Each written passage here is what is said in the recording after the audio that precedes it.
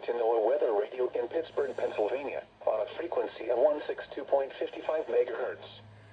The preceding tone signals were a test of the alarm device of this weather radio station. During potentially dangerous weather situations, specially built receivers will be automatically activated by these tones to warn of impending hazards.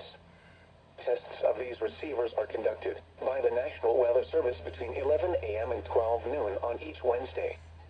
This radio station, KIH 35, serves the following counties in western Pennsylvania: Allegheny, Armstrong, Beaver, Butler, Fayette, Greene, Indiana, Lawrence, Washington, and Westmoreland. And in northern West Virginia, Brooke, Hancock, Marshall, and Ohio. And finally, in east central Ohio, Columbiana County. The National Weather Service now returns to our regular broadcast.